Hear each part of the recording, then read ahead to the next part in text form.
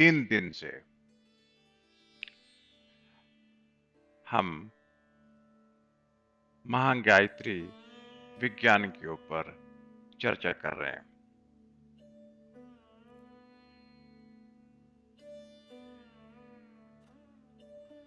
भगवान महादेव शंकर जी पार्वती जी को उपदेश देते हैं कि भगवती गायत्री इस विश्व संसार की माता है और जो भगवती महागायत्री को जानता है उसकी सारी विद्याएं सफल हैं, वो संपूर्ण अध्यात्म का ज्ञाता है और वही महान ब्रह्म है।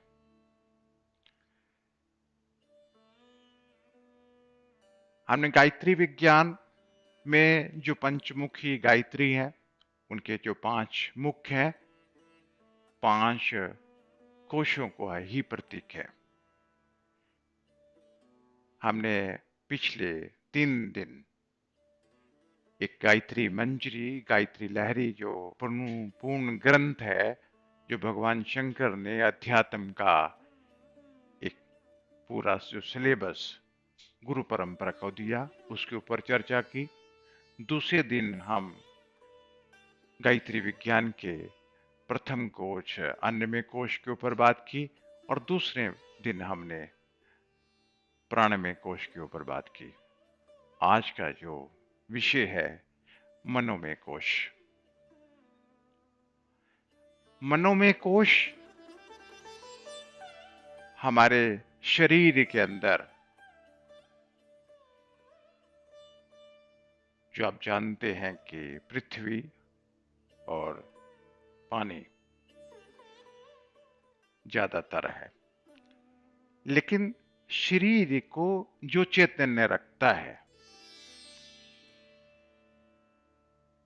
जो अंतःकरण है, उसके बारे में जब तक हम चर्चा ना की जाए अध्यात्म के ऊपर कोई चर्चा नहीं की जा सकती। हमारे शरीर में जो मन का एक विशेष स्थान है कि मन हमें कुछ भी बनाता है। हमें मन में इतनी ताकत है कि हमें मन के ऊपर हमें चर्चा विशेष रूप से करनी ही चाहिए और इस चर्चा को कर लेने के बाद आपको जो अगले जो अध्याय खुलते हैं, जो विशेष अध्याय हैं, यही एक ऐसा बेस है। 2 जो हमने अध्याय थे जैसे अन्नमय कोश है और प्राणमय कोश है। अन्नमय कोश जो आप शरीर देखने में आता है वो है।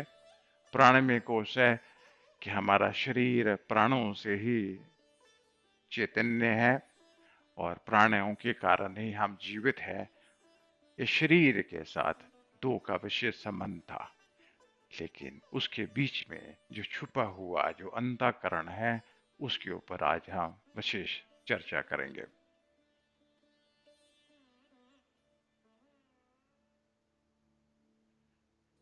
गायत्री मंजरी और गायत्री लहरी में भगवान शिव कहते हैं मनुष्यों में चेतना का केंद्र मन माना गया, उसके वश में होने से महान अंतः शक्ति पैदा होती है। ध्यान, त्राटक, तन्मात्रा और जप, इनकी साधना करने से पार्वती मनोमय कोश अत्यंत उज्जवल हो जाता है।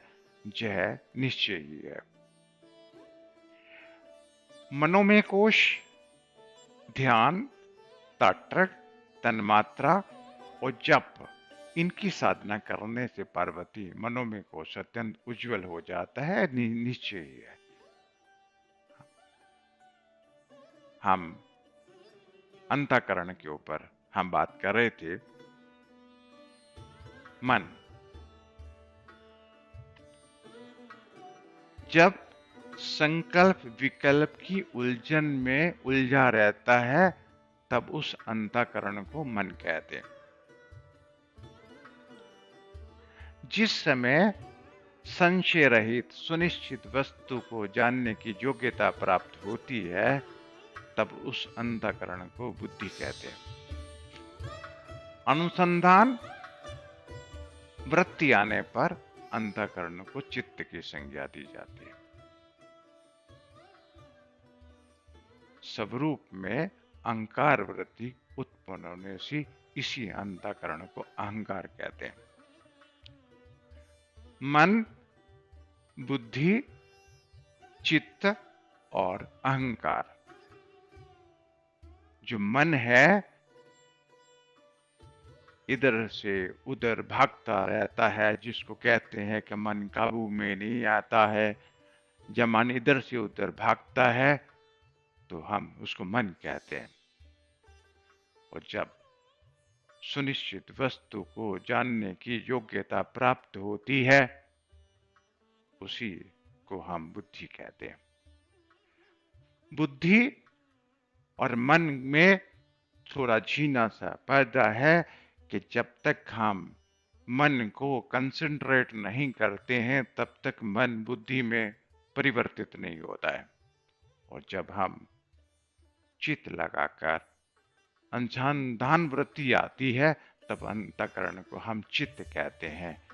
और अहंकार जब हमें रिजल्ट मिलता है, जैसे हम स्कूल में जाते हैं, हम इम्तिहान पास करते हैं, हमें सर्टिफिकेट मिलता है। कॉलेज में जाते हैं, हमें डिग्री मिलती है। पोस्ट ग्रेजुएशन में जाते हैं, हमें पोस्ट ग्रेजुएशन की डिग्री मिलती है। पीएचडी करने जाते हैं तो हमें डॉक्टरेट की डिग्री मिलती है। जो हमें रिजल्ट मिलता है कि स्वरूप में अहंकार वृत्ति उत्पन्न होने से अंतःकरण को अहंकार कहते हैं। जब हम अध्यात्म में उतरते हैं तो उतरने से पहले हम अज्ञानी होते हैं। और जब हम अज्ञानी से ज्ञानी बनते हैं, हमें आत्मानुभूति होती है। हम जान चुके होते हैं कि हम शरीर नहीं है, हम आत्मा ही है। और उसी को ईशोपनिषद कहते हैं, ईश्वर कहते हैं कि जो ज्ञानी है वो ईश्वर है, जो अज्ञानी है वो जीव है। तो भगवान रामचंद्र जी को वशिष्ठ जी यही कहते हैं कि कुछ अहंकार हैं ग्रहण करने योग्य है, कुछ अहंकार हैं जो त्याज्य है।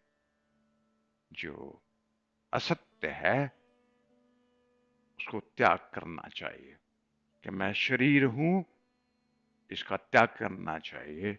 मैं आत्मा हूं, इसको स्वीकार करना चाहिए।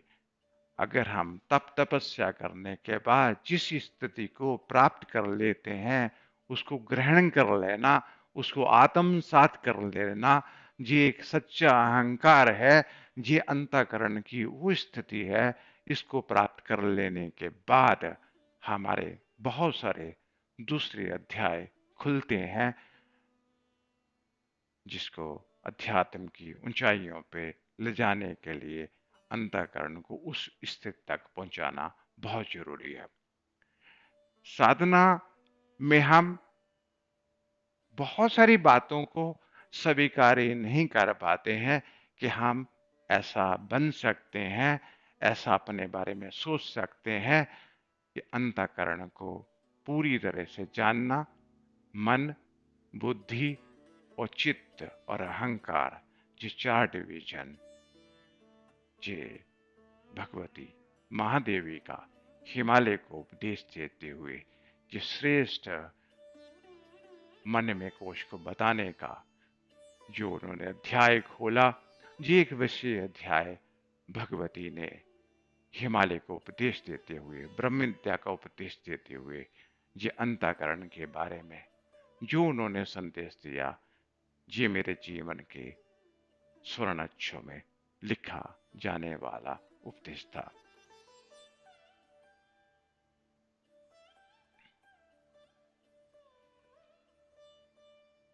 भगवान शंकर कहते हैं कि अन्य में कोश जप, उसको आपका मनोमय कोश को सिद्ध करने के लिए आपका जो जप है ये बहुत जरूरी है।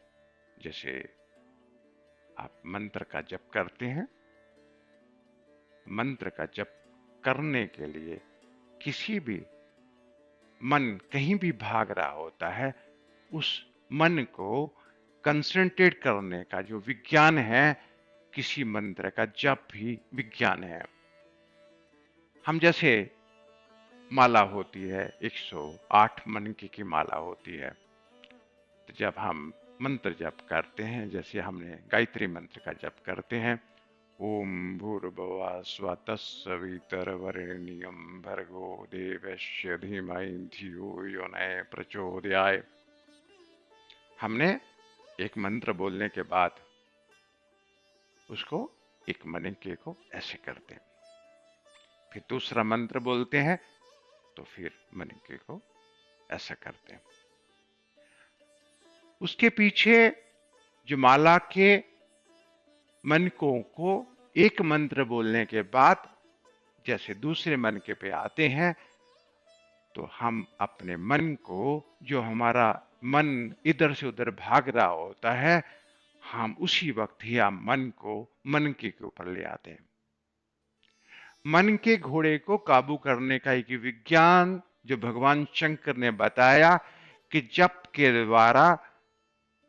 के विज्ञान के द्वारा मन को हम काबू कर सकते हैं, उनको कंसिडर कर सकते हैं। जैसे ही हम 100 माला करते हैं, लेकिन उसके बाद में एक समेरु आता है जिसको हम समेरु पर्वत कहते हैं, उसको हम दोबारा पलट करके उसको ले आते हैं। ऐसा अभ्यास करने से क्या होता है कि हमारा मन कंसंट्रेट हो जाता है कि जितना भी मंत्र जप का विज्ञान है, मनोमय कोश को, मन को स्थित करने की एक बहुत बड़ा विज्ञान इसके अंदर छुपा हुआ है। जप के बाद ध्यान है।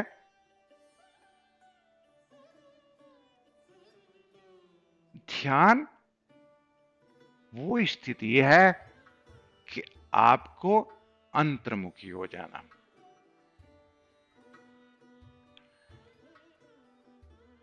जैसे ही आप अंतर्मुखी होते हैं, तो कोई भी मंत्र को जप करते हैं, तो मंत्र सबसे पहले जो ध्यान नहीं होता है, तो मंत्र द्वारा ध्यान हम करते हैं कि मंत्र आपको जैसे ही आप गायत्री मंत्र करते, ओम भूर्भुवः स्वः तत्सवितुर्वरेण्यं भर्गो देवस्य धीमहि धियो यो न प्रचोदयात्, तो मंत्र आपको नीचे की तरफ ले जाता है, नीचे तरफ जाइए, मंत्र आप ऊपर ले जाता है, ऊपर लेके जाइए।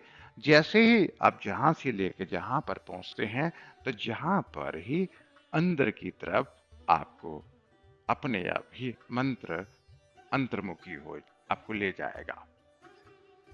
जैसे आप मंत्र करते करते आप ऊपर की तरफ बढ़ते हैं, तो एक दिन देखते क्या है कि अंतर्मुखी और बाह्यमुखी आपका एक हो जाता है। यही मनोमय कोश को शुद्ध करने की ध्यान जो है एक दूसरी स्थिति है। त्राटक, भगवान शंकर कहते हैं कि जो त्राटक है, किसी भी टारगेट को कंटिन्यू देखने को हम त्राटक कहते हैं, और त्राटक के द्वारा भी हमारा मन कंसंट्रेट होता है, और मन हमारा चित्त में, बुद्धि में, बुद्धि से चित्त में, और जो अहंकार वृत्ति है, अहंकार वृत्ति को अंतर्गत अध्यात्म की अहंकार वृत्ति गिनते हैं, तो हम उसी स्थिति में गिनते हैं जहां मन हमारा कंसंट्रेट होने के बाद उस स्थिति को प्राप्त होना चाहता है जो मन की सर्वश्रेष्ठ स्थिति है। अगर मन के बारे में अगर हम मन को बहुत बुरा बोल सकते हैं, तो रोज हम मंदिर में कभी नहीं जाते,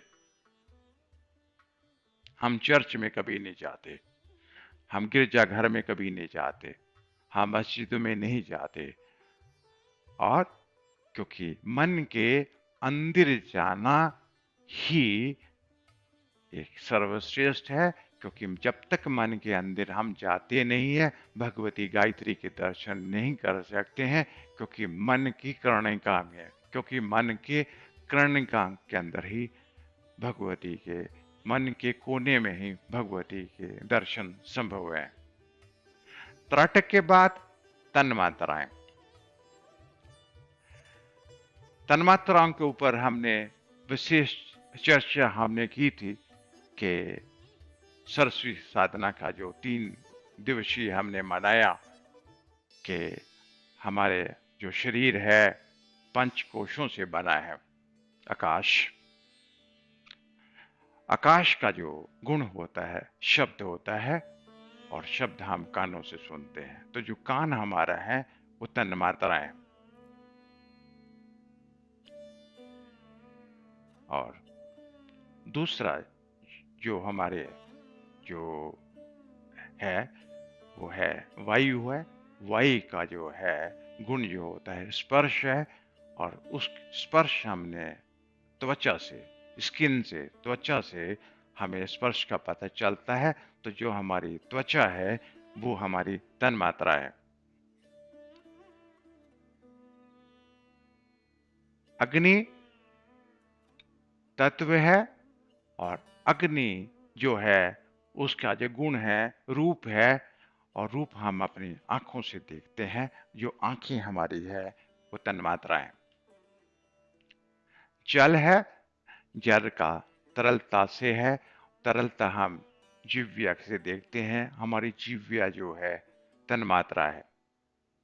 पृथ्वी, पृथ्वी का जो गुण है वो सुगंध है, और सुगंध हम नाक से सूंघते हैं, और हमारा जो नाक जो है ये तन्मात्रा है। ये तन्मात्राएं इतनी विशेष हैं कि इन्हीं तन्मात्राओं के द्वारा परब्रह्म परमात्मा हमारे संपर्क में रहते हैं।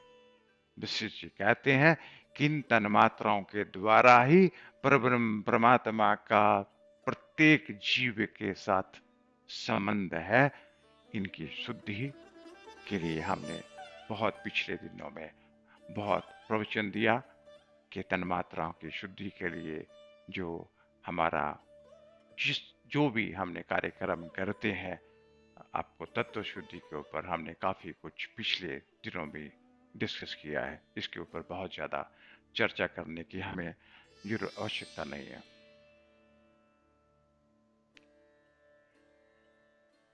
मन कितना शक्ति संपन्न है इसके ऊपर हम आज चर्चा जरूर करेंगे कि प्रत्येक मानव के पास कितनी बड़ी ताकत है, कितनी शक्ति उसके पास है, कितनी शक्ति समूह का वो स्वामी है, उसको जानना हमारे लिए अति आवश्यक है। आज हम बात करेंगे मनन मालिनी मन की शक्ति के ऊपर। आज मैं फर्स्ट स्टैंडर्ड में, जो आप फर्स्ट स्टैंडर्ड के स्टूडेंट थे, तो आपने इन अक्षरों को जरूर पढ़ा होगा।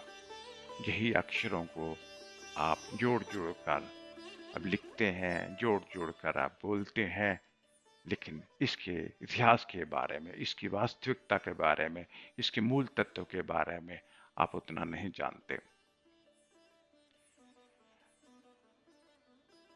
आज से लेके शाम तक जितने हम पीछे अक्षर आपको दिखते हैं, ये अद्भुत, इसमें अद्भुत तथ्य छुपे हुए हैं।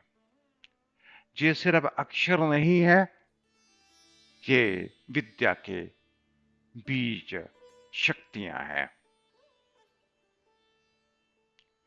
आ का जो मंत्र है, इसका एक रुद्र होता है, एक इसकी काली है, एक इसका विष्णु है, और एक इसकी लक्ष्मी है। इस तरह से एक एक अक्षर के एक एक रुद्र एक एक काली, एक एक विष्णु और एक एक लक्ष्मी, यानी कि 50 जो अक्षर हैं, 50 रुद्र, 50 काली, 50 विष्णु और 50 लक्ष्मी इनके अंदर समाहित है। और इस सभी को मनन मालिनी कहते हैं, मन की ताकत कहते हैं।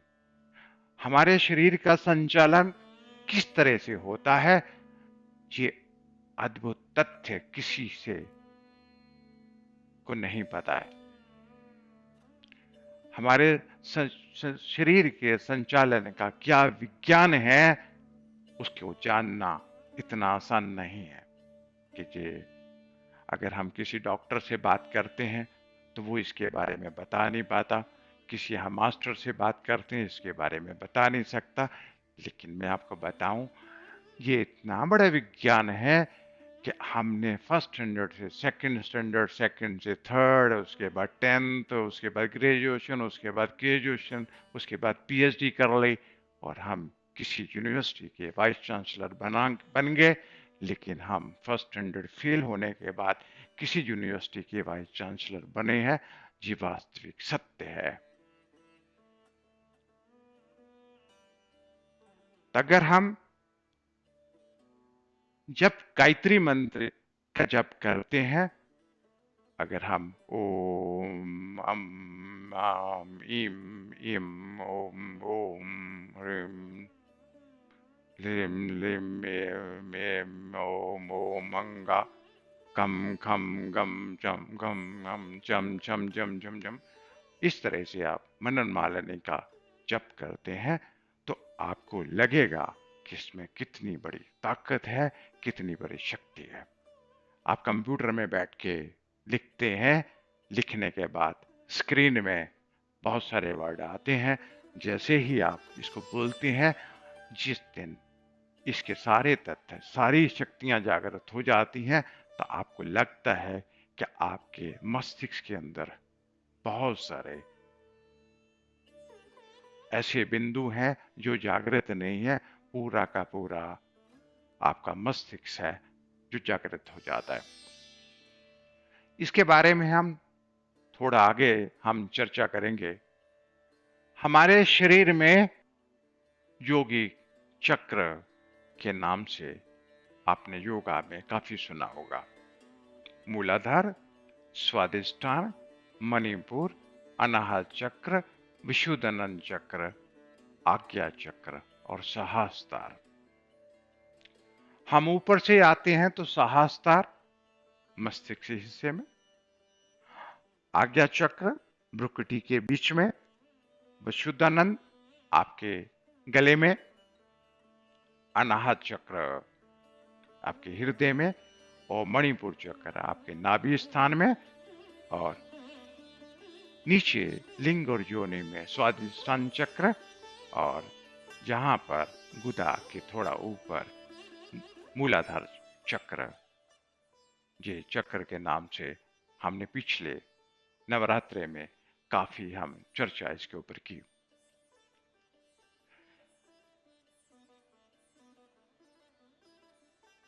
मूलाधार में वा और से लेके सा वर्ग के जो 4 हैं, ये पृथ्वी प्रधान है मूलाधार। पा से लेके ला वर्ग के जो 6 हैं, ये स्वादिष्ठान में जल प्रधान है। मणिपुर में धा से लेके फा वर्ग के जो 10 हैं, वो अग्नि प्रधान है। का से लेके ठा वर्ग के जो 12 हैं, वो अनाहत में चक्र में वायु प्रधान है। विशुद्धानंद में आ से लेके आ वर्ग के जो 16 हैं, ये आकाश प्रधान है। आज्ञा चक्र में हा और क्षा आकाश प्रधान है। और सहस्त्रार में सारा संपूर्ण मनन मालिनी अक्षरधाम आके आ से लेके छा तक इकट्ठा हो जाता है। मूलाधार से लेके सहस्त्रार तक की जितनी भी यात्रा आपकी है, ये सारे तत्वों को अगर हम पूरे ही विज्ञान इसको जानने की हम कोशिश करते हैं, जो पृथ्वी में जो 4 हैं, वायु के 6 हैं, अग्नि के 10 हैं और वायु के 12 हैं और आपके आकाश के 16 हैं और आज्ञा चक्र के 2 हैं। अगर संपूर्ण अगर देखा जाए जिसको हमने संपूर्ण बोला है, जिसके 50 है, तो पूरे ब्रह्मांड को संचालित करने के लिए इन्हीं शक्तियों द्वारा ही परब्रह्म परमात्मा पूरे ब्रह्मांड का संचालन करते हैं। हम पिछले दिनों कि प्रत्येक मानव के लिए भगवान शिव का दर्शन संभव है, वशिष्ठ जी ने उनसे एक प्रश्न किया था कि कितनी शक्तियां हैं, तो उन्होंने बोला अनेक शक्तियां हैं उसके बारे में, लेकिन योग के अंदर जो भी हमें शक्तियां मिली हैं, हम एक एक शक्ति को इकट्ठा नीचे मूलाधार से लेकर सहस्त्र तक की यात्रा में हम सिर के हिस्से में या मस्तिष्क में पहुंचते हैं और मस्तिष्क में आ से लेकर चा तक सभी को हम इकट्ठा करते करते जहां से हम लेके आते हैं, जहां से ये प्रकट होती हैं, कहते हैं कि सारी शक्तियां परब्रह्म परमात्मा से प्रकट होती हैं। तो ये एक एक को जोड़ते हुए जब हम आखिरी पड़ाव पे पहुंचते हैं, उसी पड़ाव को ही ओम तुरिया अवस्था कहते हैं। इसी को हम योग कहते हैं कि पृथ्वी से लेकर हम आकाश तक हम पूरे इकट्ठा करने के बाद एक तब तक हमारा मन स्थिर नहीं होता, क्योंकि मन जैसे घोड़े को काबू करना, भगवान शंकर कहते हैं कि हमारा मनोमय कोश शुद्ध होना अति आवश्यक है। और जब हम शक्ति संपन्न हैं, तो हमें इस चीज के बारे में कि हमारी इतनी शक्तियां हैं, हम इतना हैं, इसके बारे में कोई भी संपन्न आदमी को इतना ढिंढोरा पीटने की जरूरत नहीं पड़ती, क्योंकि मैं आत्मा हूं, आत्म प्रकाश ही परब्रह्म परमात्मा है और निस्संदेह ये आत्मा की ही शक्तियां हैं और आत्मा की शक्तियां इस संसार में या इस ब्रह्मांड में सुखी संपन्न और स्वस्थ जीवन जीने के लिए हमें सहायक है। और जब हमारी ही शक्तियां हैं, तो हमें निस्संदेह इसके बारे में जानना हमें चाहिए, और इसको जाने बिना हम अपने जीवन को उच्च स्तर के ऊपर नहीं ले जा सकते।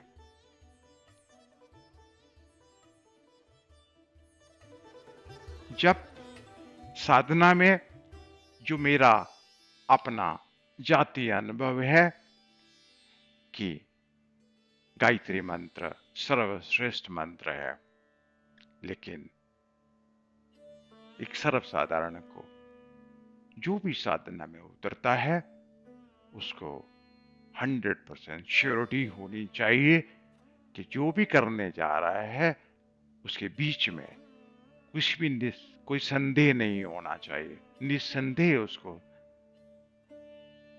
उसकी प्रगति होनी चाहिए अध्यात्म में, और उसको पास होना अति आवश्यक है। तो हम गायत्री मंत्र के साथ चेतन मंत्र की साधना भी साथ साथ करते हैं, तो हमारे जितने भी योगिक चक्र है जागरण हो जाते हैं। जैसे ही योगी चक्रण हमारे जागरण होते हैं, तब हमारी भगवती कुंडलिनी शक्ति जागृत हो जाती है, और जिसके ऊपर हमने कल चर्चा हम करेंगे। और कल का जो दिन है, मनोमय कोश के बाद आता है विज्ञानमय कोश, और विज्ञानमय कोश के अंदर ही भगवती कुंडलिनी शक्ति की चर्चा हम कर सकते हैं।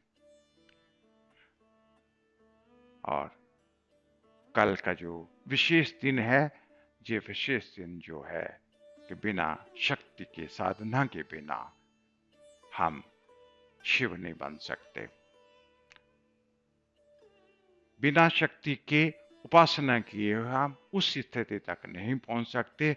यही एक महागायत्री विज्ञान का मेन रहस्य है। कल हम जो चर्चा करेंगे गायत्री विज्ञान के ऊपर हम चर्चा करेंगे। कल के लिए आप सबको निमंत्रण देता हूं कि गायत्री महाविज्ञान की चर्चा के लिए हमारे 2 दिन और लगेंगे। महागायत्री का जो चौथा मुख है विज्ञान में कोश, और उसके बाद जो 5वां मुख है आनंद में कोश है, हम इसी 2 दिन के अंदर महागायत्री विज्ञान को संपन्न करेंगे। मैं कल के लिए आप सबको निमंत्रण देता हूं। कल आप सब आइए और अपना जो भी आपकी जो यात्रा है, जो आपकी अपनी ही स्टडी है, ये कुछ भी ऐसा नहीं है जो बाहर से आने वाला है। जो आपके अंदर में है, जो आपका ही है, उसको प्राप्त करना आपको पूर्ण अधिकार है, लेकिन उसको जानना आपके लिए अति आवश्यक है। इतना कहते हुए मैं आप सबको आशीर्वाद देता हूँ।